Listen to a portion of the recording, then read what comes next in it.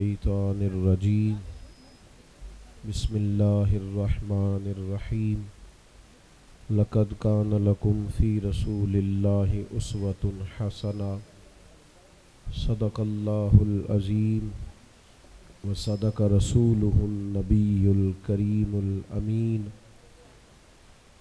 ونحن علی ذلک لمن الشاہدین والشاکرین والحمد للہ رب العالمین ان اللہ وملائکتہ یصلون علی النبی یا ایہا الذین آمنوا صلوا علیہ وسلموا تسلیما الصلاۃ والسلام علیک یا رسول اللہ وعلی آلک واصحابک یا حبیب اللہ۔ سارے حضرات درود شریف پڑھیے۔ الصلاۃ والسلام علیک یا نبی اللہ وعلی آلک واصحابک یا حبیب اللہ۔ حمد و صلاۃ کے بعد انتہائی عزت و تکریم کے لائق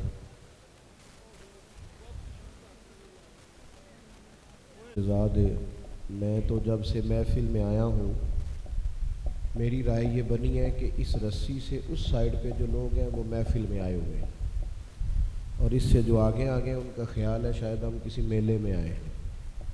آپ کے پاس موبائل ہیں تو پچھلوں کے پاس کوئی نہیں، وہ بھی تو چلا سکتے ہیں نا بیچارے۔ ان کی غلطی کیا ہے کہ وہ ذرا پیچھے بیٹھے ہیں؟ بند کریں جی ان موبائلوں۔ اللہ آپ کو سلامت رکھے۔ تصویر فرض ہو گئی ہے دین میں، اور بھی کام ہے زندگی میں۔ آپ یہ کوئی سیاسی جلسہ ہے جس میں آپ اس انداز میں تشریف رکھیں گے؟ اللہ آپ کو سلامت رکھے۔ یہ تو بڑا ادب والا مقام ہے۔ آپ دیکھیں اتنی خوبصورت نعت شریف ہو رہی تھی اور رسول پاک کی نعت ہو رہی تھی۔ اگر آپ کی توجہ صرف فوٹو کی طرف ہی ہے اور صرف ہم، یہ تو مطلب اس کا کوئی منظر ہی نہ رہا نا۔ ہم تو آئے ہیں سرکار کی بارگاہ میں حاضری لگوانے کے لیے، تو آپ ان آداب کو تو سمجھیں جو اس محفل کے خاص آداب ہوتے ہیں۔ حضرت شاہ عبدالعزیز صاحب دباغ رحمۃ اللہ علیہ فرماتے ہیں ہم حضور کی محفل میں اس طرح بیٹھتے ہیں جس طرح نبی پاک کے سامنے بیٹھے ہوئے ہیں۔ تو آپ اس کے ادب کو سمجھیں۔ اللہ تعالیٰ آپ کو جزائے خیر عطا فرمائے۔ اطمینان سے وقار کے ساتھ بیٹھیں، اور دیکھیں کتنا خوبصورت بندوبست کیا ہے شاہد صاحب نے، ان کے احباب نے، اور کتنے زیادہ لوگ آئے ہیں آپ۔ تو جو اس کا اصل مقصد ہے یہ کوئی سیاسی جلسہ نہیں ہے۔ سیاسی جلسے میں ہوتا ہے نا ایم این اے کو بتانا ہوتا ہے کہ میں انہیں بندے لے کے آیا، تو وہ ہوتا ہے اس میں اس کا رنگ اور ہے۔ اس میں تو ضرورت ہی نہیں پڑتی بتانے کی، جن کے لیے آئے انہیں پتہ ہوتا ہے کون کون آیا۔ جب نیت کر لیتے ہیں اس وقت ہی انہیں پتہ چل جاتا ہے کون آ گیا ہے۔ تو اس لیے آپ مہربانی فرمائیں، یہاں تو آپ سٹیٹس نہ بھی لگائیں تو آپ کا سٹیٹس بن گیا ہے۔ یہاں آپ کسی سامنے ذکر نہ بھی کریں تو آپ کا وہ تو نیتوں اور ارادوں کو جانتے ہیں۔ تو آپ مہربانی فرمائیں، آپ اطمینان سے، تسلی سے، وقار سے بیٹھیں۔ اللہ آپ کو برکت عطا فرمائے۔ قرآن مجید فرقان حمید کی بڑی معروف آیہ کریمہ میں نے آپ کے سامنے تلاوت کی ہے۔ نبی پاک صلی اللہ تعالیٰ علیہ وسلم دنیا میں تشریف لائے ہیں لوگوں کو جینے کا طریقہ بتانے کے لیے۔ انسان کے پاس پیسہ بھی ہو، دولت بھی ہو، اور کوئی ڈگری بھی وہ رکھتا ہو، لیکن اگر اسے جینے کا سلیقہ نہ آتا ہو، اس کی زندگی اس کے لیے بوجھ بن جاتی ہے۔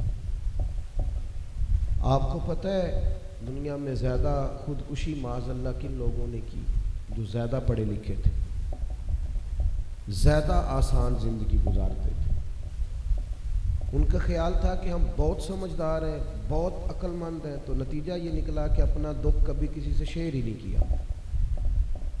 اپنے ساتھ لڑتے لڑتے بالآخر ہار گئے، اور اس موت کو گلے لگایا جس کے بعد زندگی بھی ختم ہوئی اور اپنی آخرت کو بھی خراب کیا۔ میرے عزیز، انسان کے پاس جب تک زندگی گزارنے کا کوئی سلیقہ نہیں نہ ہوتا، اتنی دیر تک ساری آسانیوں کے باوجود بھی اے سی والے کمرے میں بھی وہ بے قرار اور بے سکون سوتا ہے۔ لیکن جب اس کے پاس کوئی مقصد حیات ہوتا ہے،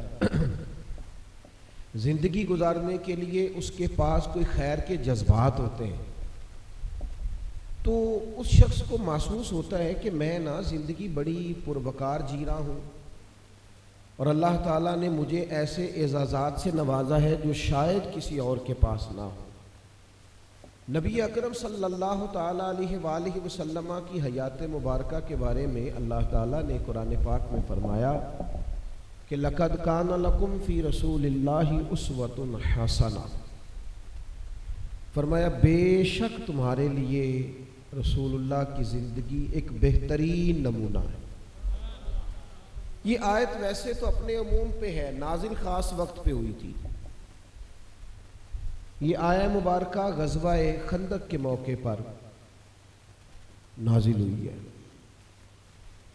اس موقع پر جب سارے کافر اکٹھے ہو کے نا مشترکہ انہوں نے پروگرام بنایا کہ اکیلے اکیلے جاتے ہیں مسلمانوں سے جیت نہیں پاتے، اکٹھے ہو کے مدینے پہ حملہ کرو۔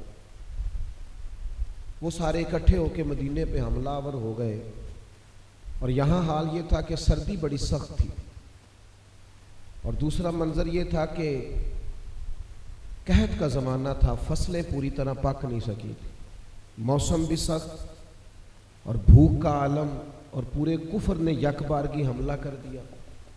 نبی پاک علیہ السلام نے صحابہ سے مشورہ مانگا۔ آج کل لوگ مشورہ نہیں دیتے، کبھی مانگ لے تو حکم ہی دیتے ہیں، حالانکہ مشورہ وہ ہوتا ہے رکھا بھی جا سکتا ہے اور چھوڑا بھی جا سکتا ہے۔ تو آج کل لوگ کہتے ہیں کہ میری مننی نہیں سی تو پھر میں نے پوچھا کیوں سی؟ وہ بھئی آپ سے حکم نہیں مانگا تھا، مشورہ مانگا تھا، اور مشورہ ہوتا ہی وہ ہے جو چاہے رکھ لیں اور چاہے بڑے بڑے صحابہ نے اور مشورے دیے، لیکن حضور نے کہا آج تمہارے مشورے قبول نہیں۔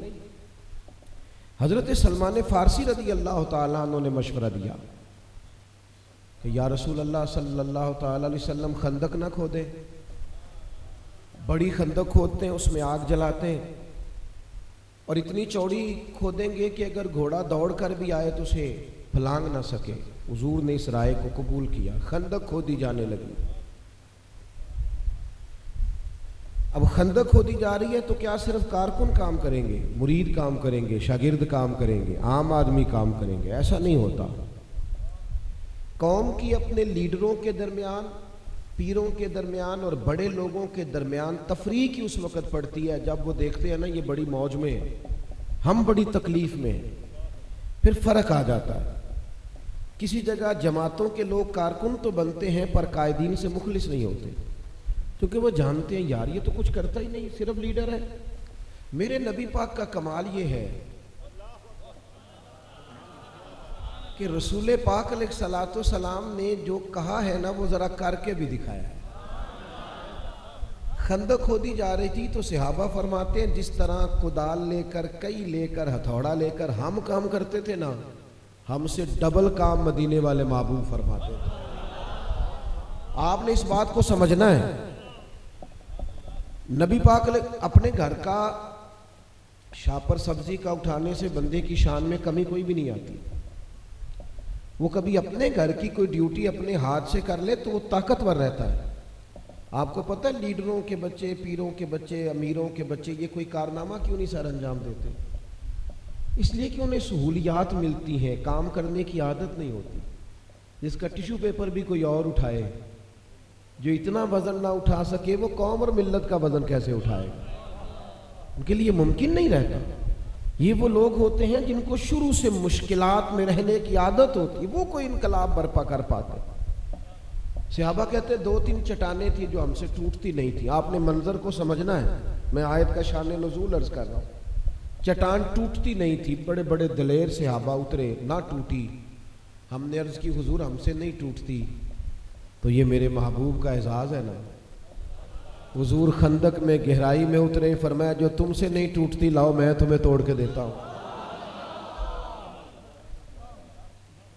اللہ کے محبوب چٹان توڑیں، اور یہ بخاری میں آپ کو ملے گا۔ ہمارے ہاں نا بڑی زیادہ لوگ مایوسی کی باتیں کرتے ہیں، اور قوم کو مایوس کیا جاتا ہے جس کے پاس بھی آپ بیٹھیں گے کوئی بری خبر ہی دے گا، حالانکہ حالات اوپر نیچے ہو جاتے ہیں۔ آپ کو غلط فہمی ہے کہ یہ وطن کبھی کمزور ہوگا، یہ کیسے کمزور ہو سکتا ہے؟ داتا علی اجویری کا ملک ہے، بابا فرید کا وطن ہے، غریبوں کا وطن ہے، ماؤں کا وطن ہے، بیٹیوں کا وطن ہے۔ یہاں صبح و شام سجدے ہوتے ہیں، اذانیں دی جاتی ہیں، یہ کیسے کمزور ہو؟ امیروں وزیروں کا تو ہے ہی نہیں، ان کی تو سیٹیں پکی ہیں، وہ تو گئے۔ تو جن لوگوں کے آنسو سجدوں پر گرتے ہیں اور مصلے بھیگ جاتے ہیں، رب کریم ان کی دعاؤں کی لاج فرماتا ہے۔ مجھے تھوڑے دن پہلے ایک دوست نے پوچھا پاکستان کے حالات، میں نے کہا بڑے اچھے ہیں۔ وہ پریشان ہو گیا، جی میں تسی نہیں سارے ہو گئے۔ تو میں نے کہا یار یہ حالات ہیں، اوپر نیچے ہوتے رہتے ہیں۔ آپ کو میں بتاؤں، خوبیاں ڈھونڈنے چلے نا کبھی، تھوڑی سی دنیا میں نے بھی دیکھی ہے اور کچھ ملکوں کو میں بھی دیکھ آیا ہوں۔ نماز پڑھنے کا اتنا اچھا انتظام کسی اور ملک میں نہیں جتنا پاکستان میں۔ کسی پیٹرول پمپ پہ آپ بریک لگاؤ، آپ کو مسجد ملے گی، وضو کا بندوبست ملے گا۔ او بھائی اگر سجدوں کی آسانی ہے تو انشاءاللہ باقی آسانی بھی اللہ فرما دے۔ کچی باتیں نہیں، کمزور باتیں نہیں، ہر وقت مایوسی کی بات نہیں۔ آپ کوئی خیر کا جملہ اپنی زبان سے ادا کریں۔ اب اتنے سخت حالات ہیں کہ سارے کافر آئے بیٹھے مقابلے میں، قحط کا عالم ہے، صحابہ نے پیٹ پہ پتھر باندھ رکھے، سردی کڑاکے کی ہے، لیکن جب حضور وہ چٹان توڑ رہے تھے تو پتہ کیا کہہ رہے تھے؟ ابھی مکہ بھی فتح نہیں ہوا، ابھی پوری طرح اسلام کو وہ قوت ظاہری میسر نہیں آئی، لیکن وہ چٹان جو نہیں ٹوٹتی تھی، اللہ کے محبوب اس پر ضرب لگاتے، ایک ضرب لگاتے تو فرماتے لو بھائی میرے رب کا وعدہ کرم ہو گیا ہے، ایران فتح ہو جائے گا، اسلامی سلطنت میں شامل ہو جائے گا۔ نبی پاک دوسری ضرب لگاتے فرماتے لو بھائی روم کی کنجیاں بھی اللہ نے عطا کر دی۔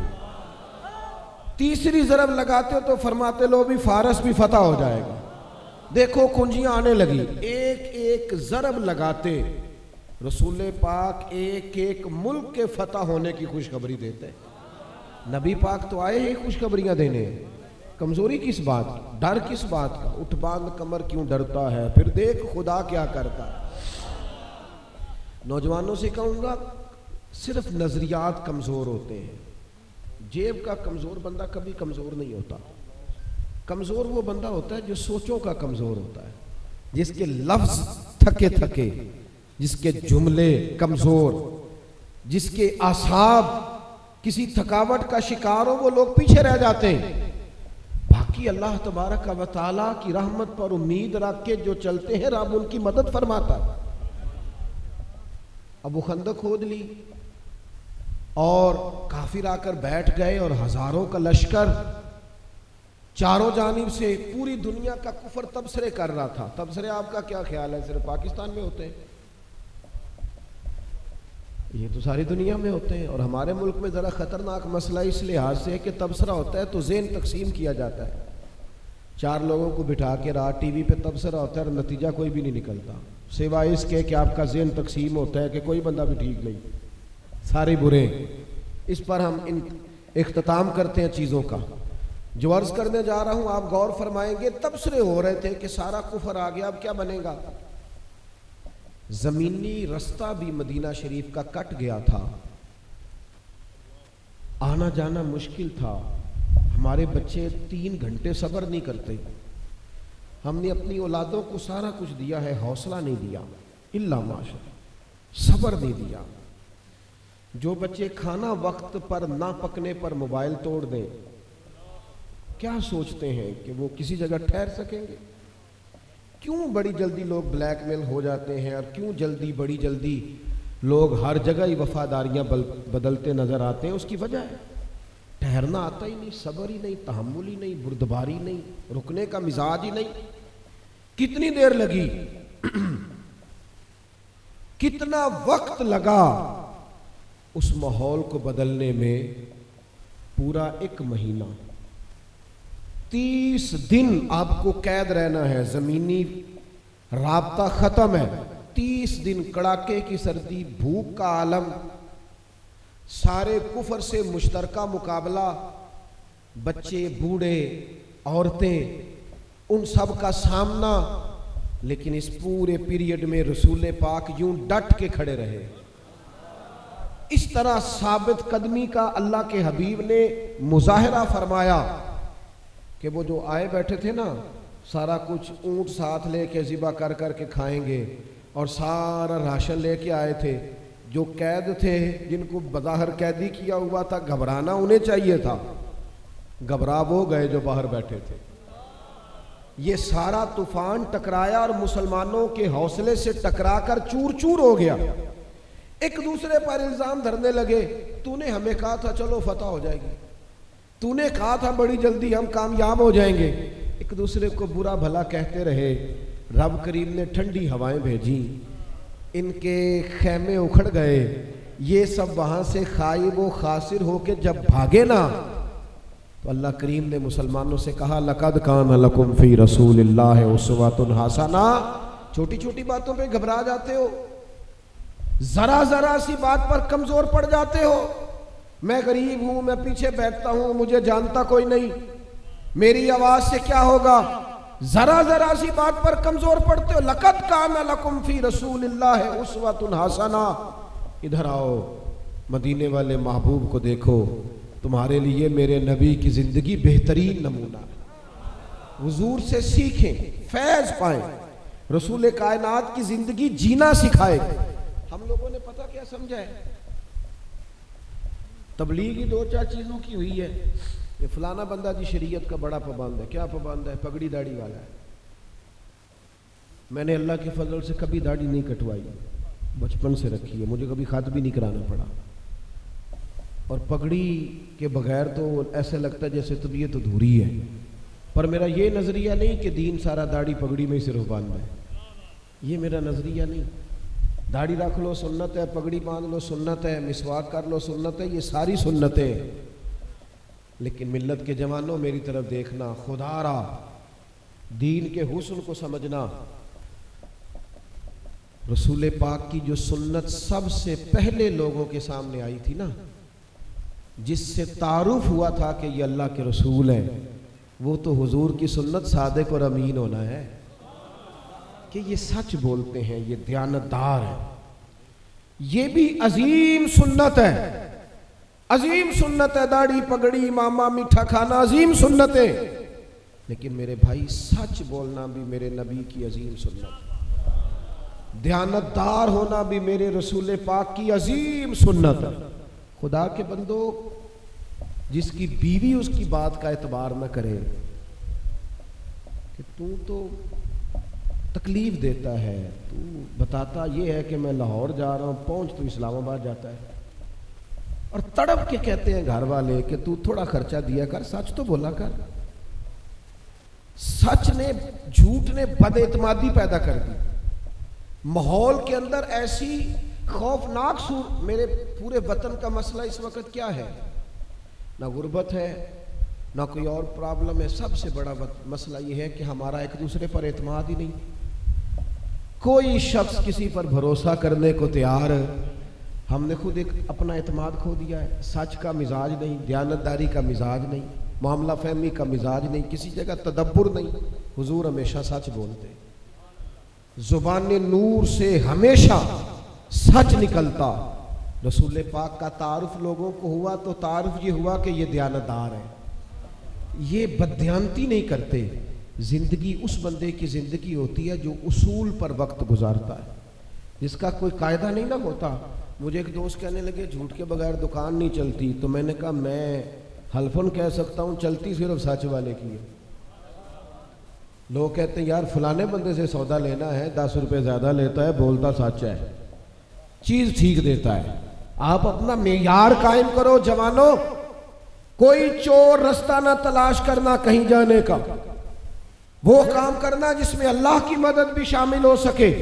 حضور سچ بولتے. ہرکل بادشاہ کے پاس جب حضور کا پیغام دین پہنچا نا، تو بادشاہ آدمی تھا، اس نے زمانے دیکھے تھے.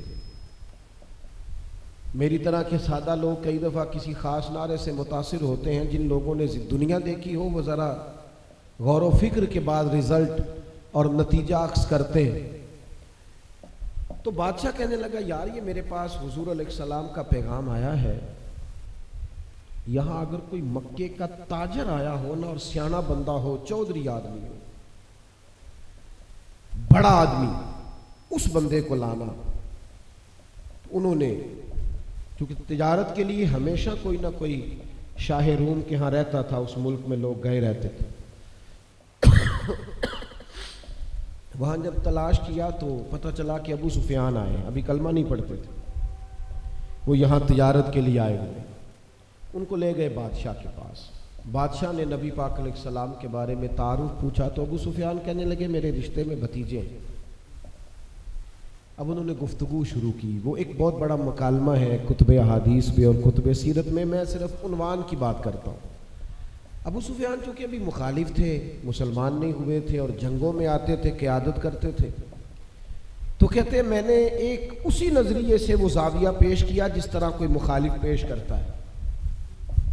اسی نظریے سے حضور کے بارے میں بات کی. باتیں کرتے کرتے نا بادشاہ نے آخری سوال قائم کیا.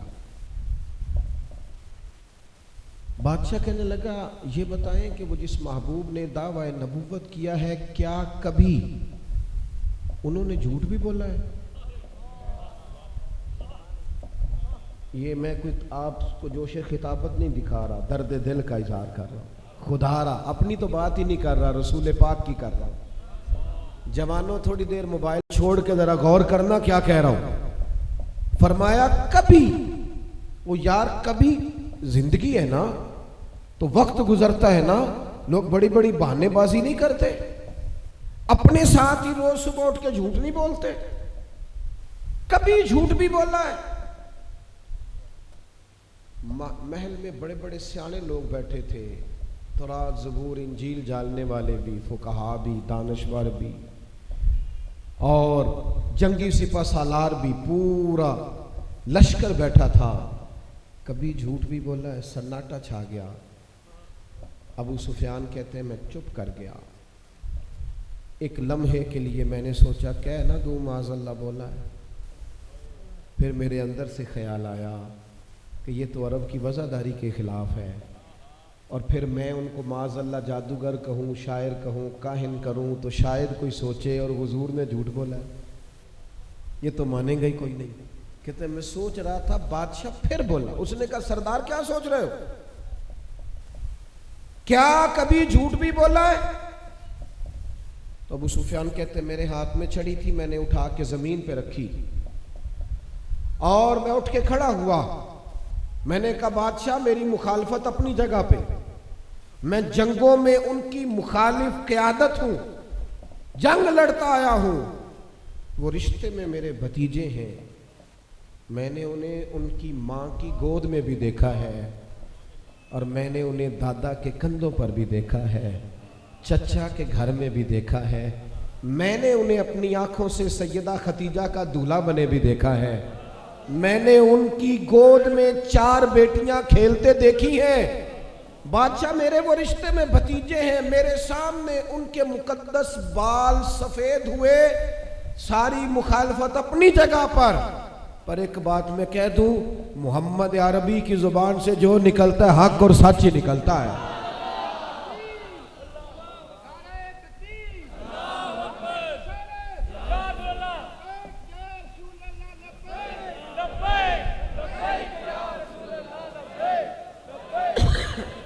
کہا کبھی انہوں نے اپنی زبان سے جھوٹ کا لفظ ادا، اور یارو ذرا یہ تو حضور کی پہلی ادا ہے، یہ تو پہلی سنت ہے، اسی پر توجہ نہ رہے اگر قوم کی تو. کبھی نہیں نکلا.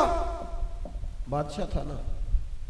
میں نے کہا عام آدمی کو متاثر کرنا آسان ہوتا ہے، اور وہ بادشاہ تو مطلق بادشاہ ہوتے تھے، ان کی تو پائے بڑے مضبوط ہوتے تھے کرسیوں کے.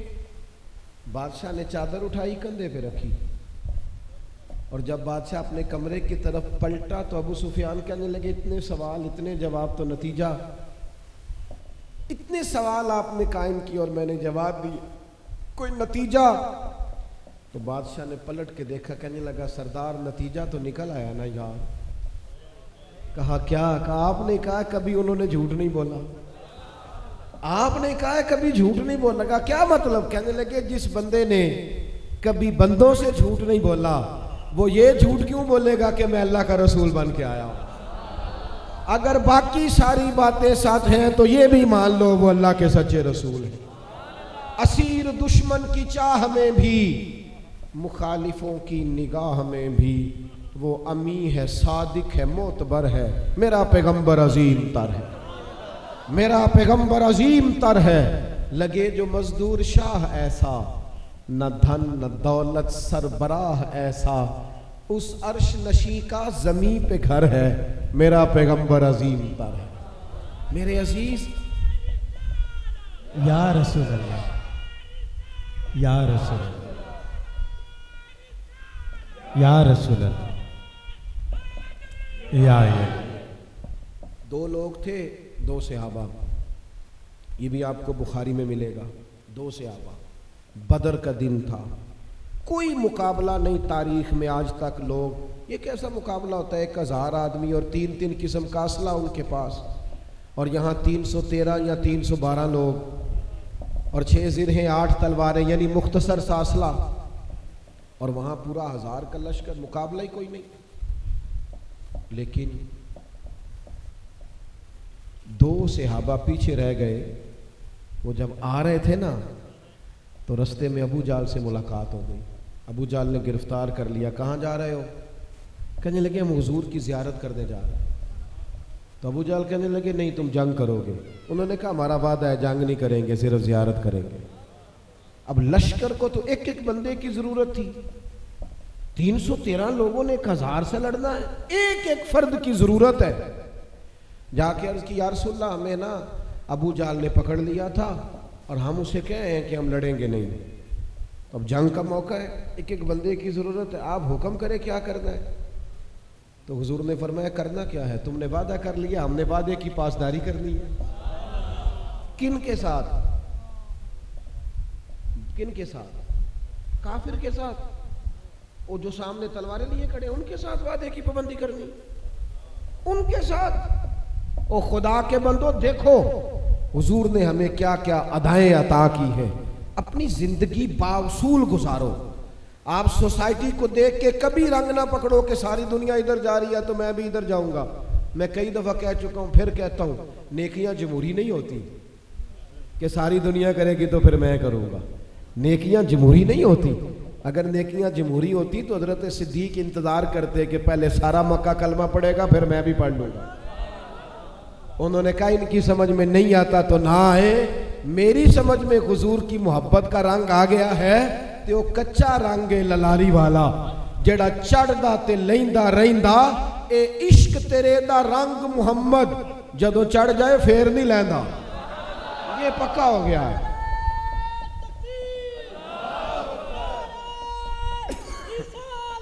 یا رسول اللہ، یا رسول اللہ، اپنی بیٹھے تشریف رکھیں، میں نے باتیں زیادہ نہیں کرنی، بس میں سمیٹنے لگا ہوں گفتگو کو۔ ایک بات ضرور کرنی ہے آپ سے آخر میں، آپ امید ہے میری بات پر زیادہ توجہ دیں گے۔ میرے عزیز، اس طرح مسواک سے دانت صاف کرنا سنت ہے اور عظیم سنت ہے، حضور کو بڑی محبوب ہے مسواک۔ جس طرح دانت صاف کرنا سنت ہے نا، دل صاف رکھنا بھی سنت ہے۔ ناراض ہو گئے آپ لوگ؟ نہ ہویا جو چلا میں، اور دل صاف رکھنا بھی حضور کی، میری طرف دیکھو، دل صاف رکھنا بھی کسی بندے کی، کسی صحیح العقیدہ مسلمان کی نفرت اپنے دل میں کبھی پیدا نہ کرو۔ رائے کا اختلاف ہو جاتا ہے، جہاں لوگ زندہ رہتے ہیں نا، زندہ، وہاں رائے مختلف ہوتی ہے، قبرستان میں اختلاف نہیں ہوتا کیونکہ سب تو بیچارے سو رہے ہیں۔ زندہ لوگوں میں مجھے بتاؤ، صبح اگر اپنے گھر میں اعلان کرے، اماں پوچھے بچوں سے کہ آج کی پکانا ہے، تو اتفاق ہو جاتا ہے؟ تو بھائی بھائیوں میں بھی اختلاف ہوتا ہے، ایک کہہ رہا ہے بھنڈی پکانی ہے، دوسرا کہتا ہے پھر تو ہی کھائی۔ تو یہ تو رائے کا اختلاف تو ہر جگہ پہ ہوتا ہے، اس کو کبھی نفرت نہ بناؤ۔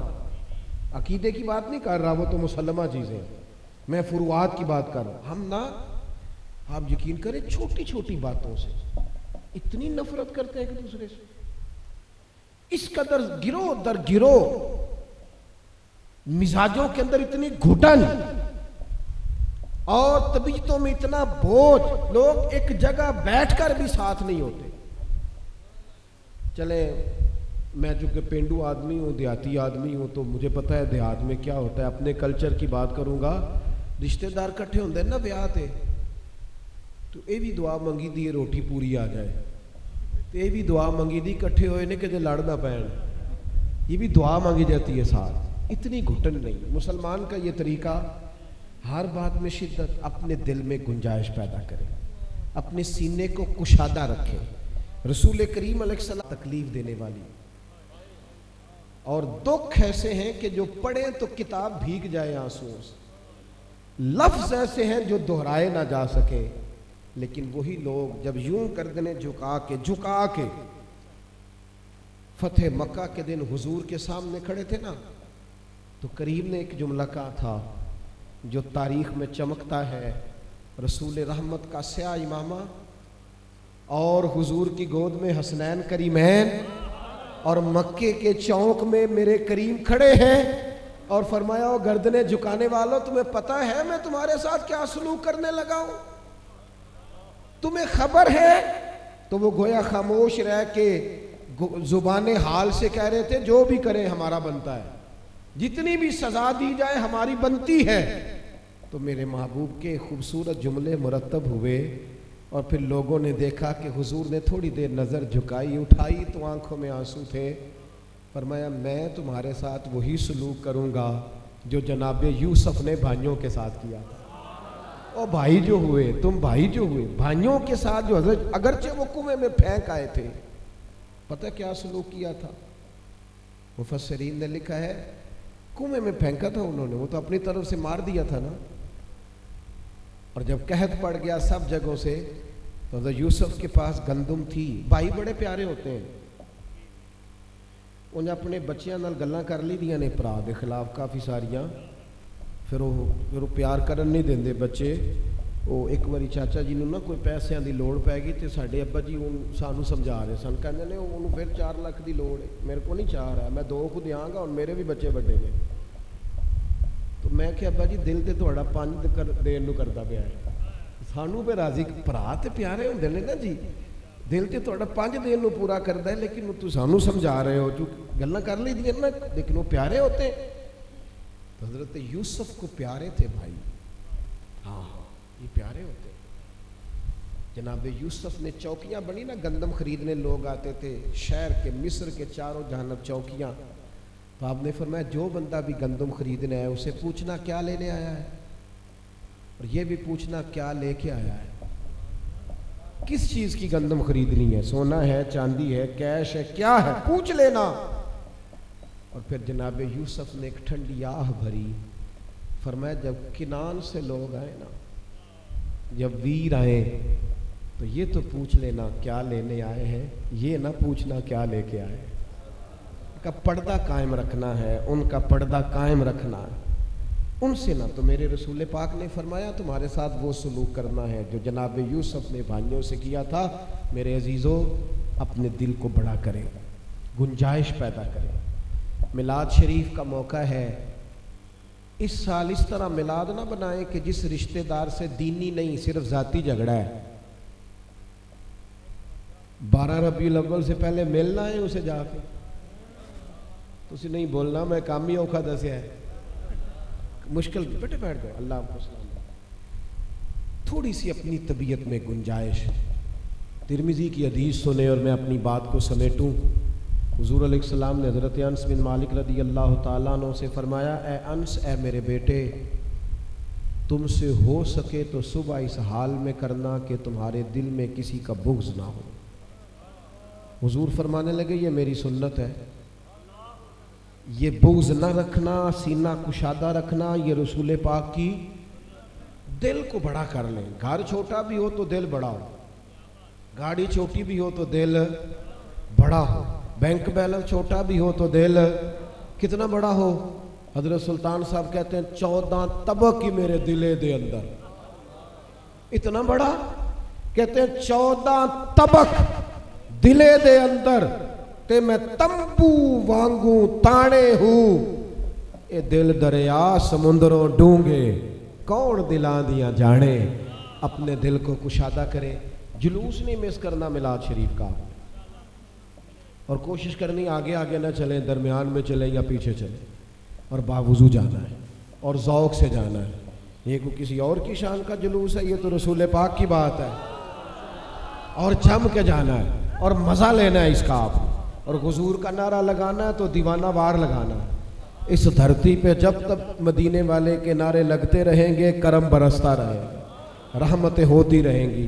اللہ کی بارگاہ میں دعا کرتا ہوں, میرے بھائیوں نے بڑی عظیم محفل سجائی, اللہ بہترین صلہ عطا فرمائے اور ہماری حاضری کو قبولیت کا شرف عطا کرے. وما علینا الا البلاغ المبین.